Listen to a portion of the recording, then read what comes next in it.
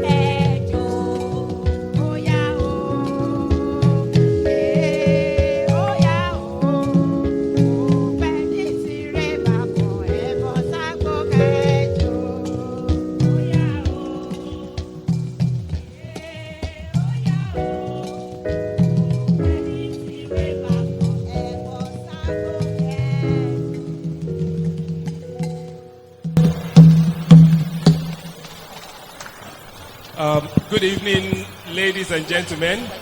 We want to also welcome you to the Yoruba Association special event, the Yoruba Day.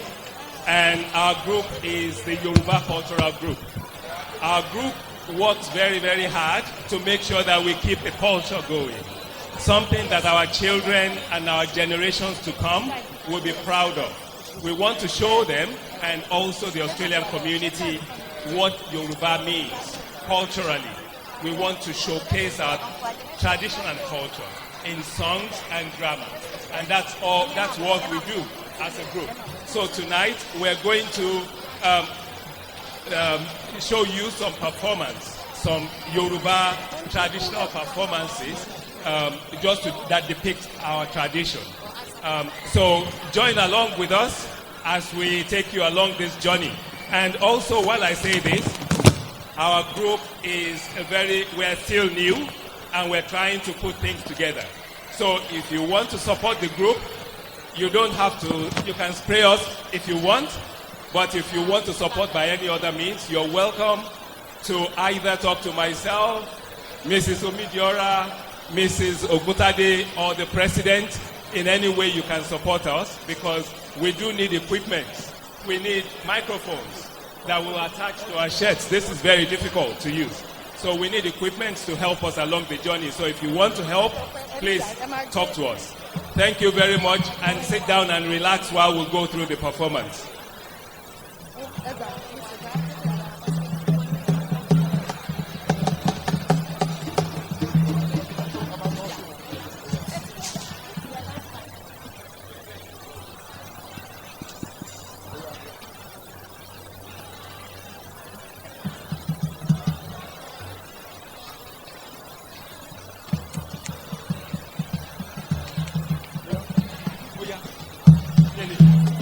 Fẹ́ ṣe ẹ̀yin wo ta ní bolẹ́tì wá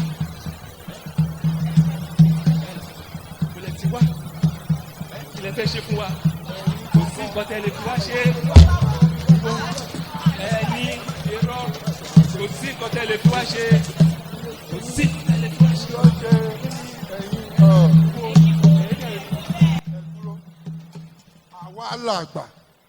àwa làgbà ẹ̀jẹ̀ funfun làgbà adìyẹ àwa làgbà ẹ̀kọ́ sí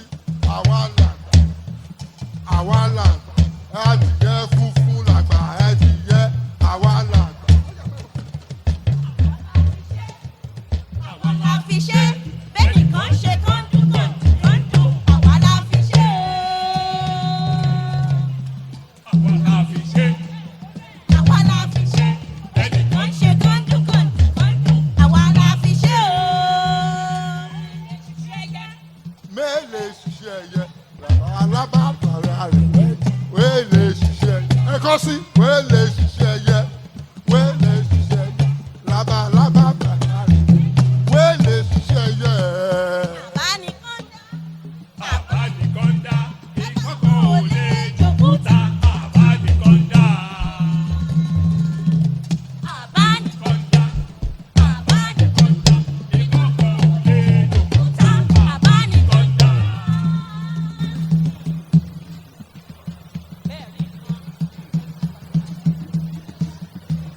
Mo bójú wọlé ayé o, ayé ṣá málámálá.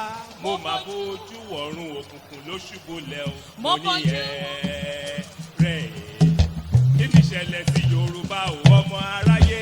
Kí ni ìṣẹ̀lẹ̀ sí Yorùbá o, ọmọ Oòduà o?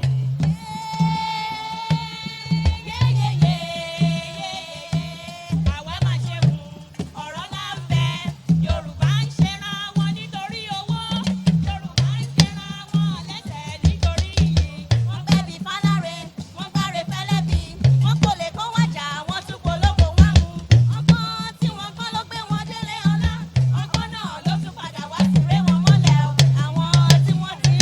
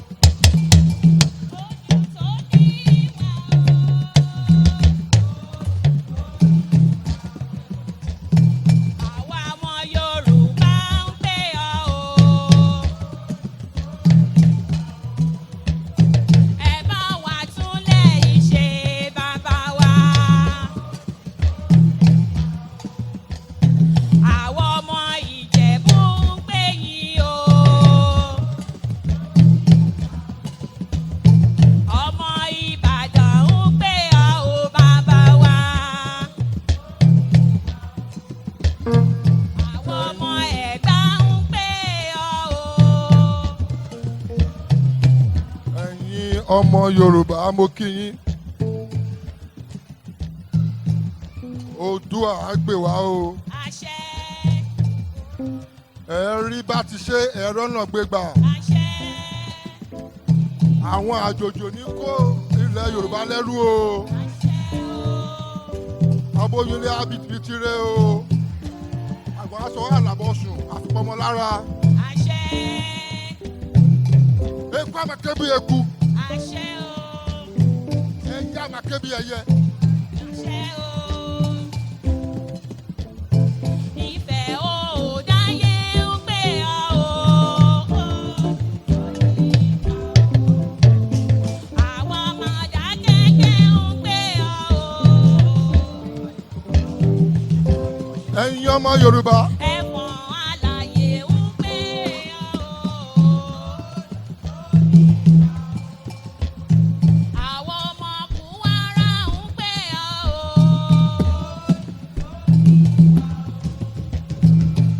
Ojú tó ní wá o.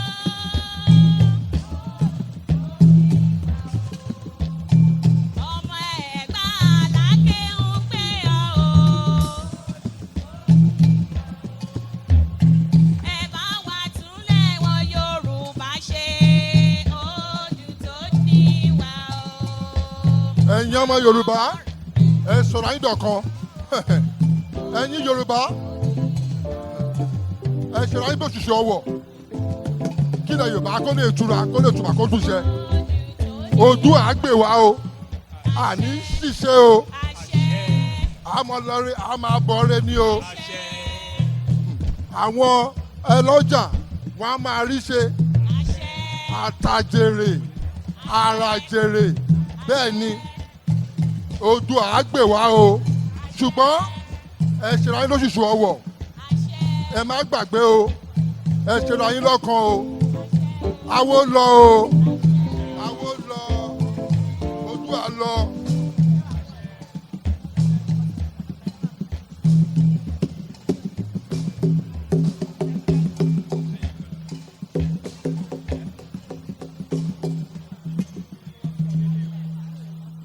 iṣẹ́ wa kúlẹ̀ wá orílẹ̀-èdè. Kágbéga, kágbéga. Kágbéga. Kágbéga fáyé rí. Iṣẹ́ wà fún ilẹ̀ wa. Orílẹ̀. Kágbéga, kágbéga.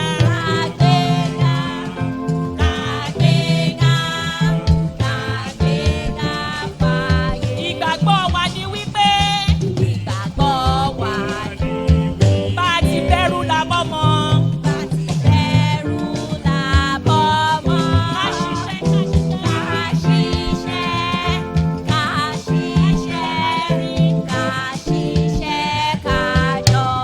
ọmọ Oòduà dìde. Bọ́ sí ipò ẹ̀tọ́ rẹ̀.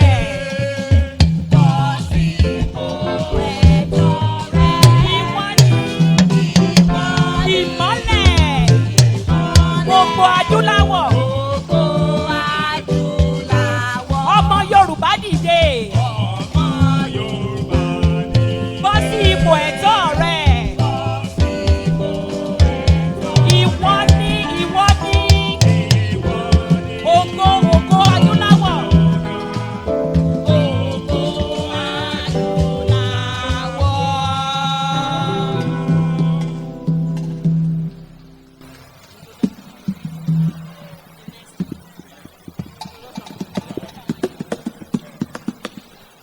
Okay, so this last performance that we want to do, we want to take you down the memory lanes in Nigeria. In those days, it's something I think most of us will know these songs that we're going to sing, and the performance is just something to do with our, how we express our love in the olden days. And please enjoy this with us.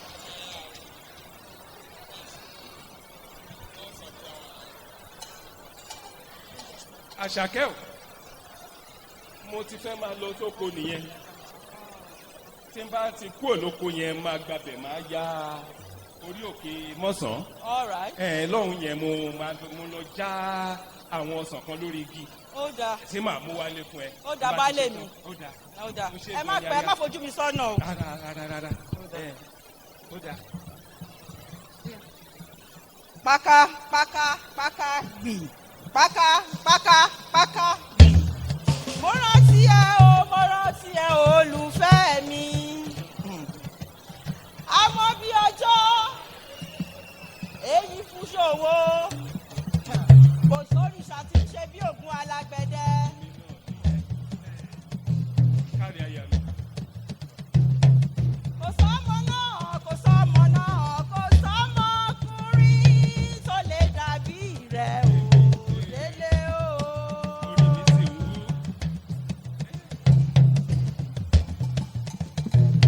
Délé o, délé o, délé o.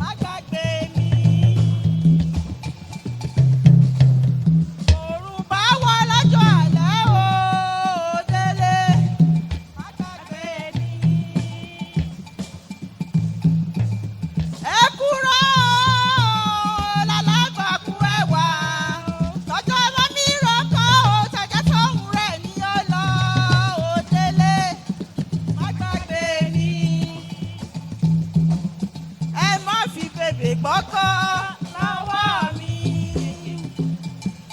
Bèbè gbọ́kọ́ lọ́wọ́ mi. Ẹ má fi bèbè gbọ́kọ́ lọ́wọ́ mi. Ẹ má fi bèbè gbọ́kọ́ lọ́wọ́ mi. Àṣàkẹ́ aya mi mo kàn sí pé ọmọ yẹn mo fẹ́ worú gèlè tó wé ní. báwo ṣe máa ṣe irú bẹ yẹ. mo ń forí paroko sí wọn ni. ó ṣe ẹ̀yẹ mi ni mo rò pé ò ń bínú ni. irọ́ o ọlọ́run ò jẹ́. báwo mo ṣe máa fi ọ́lẹ̀ tí ń lọ fẹ́ ọmọ. tí ẹ̀ tó bẹ́ẹ̀. èmi tó bẹ́ẹ̀ ni. ara tí o mọ̀ ìwọ tí bá jí láàárọ̀ báyìí máa tún kọrin míì ni. máa tún ní ọmọ pupa o. ọmọ pupa lè ní fẹ́ ọmọ pupa o jọ̀wọ́ mo fẹ́ràn ẹ o. ọmọ pupa o. ọmọ pupa lè ní fẹ́ ọmọ pupa o jọ̀wọ́ mo fẹ́ràn ẹ o. tí bá dé lọ́jọ́. wàá fowó ọkọ̀ ránṣẹ́ ọmọ pupa o jọ̀wọ́ mo fẹ́ràn ẹ o.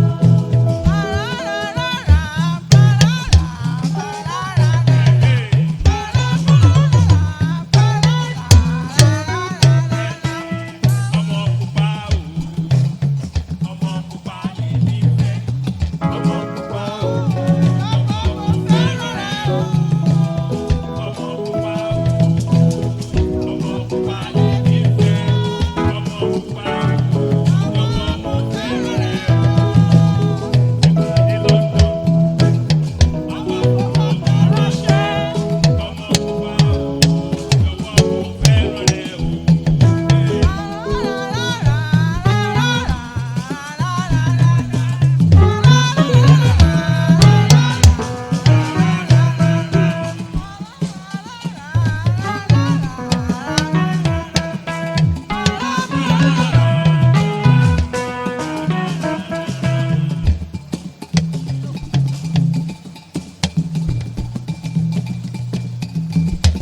ó dìgbà o.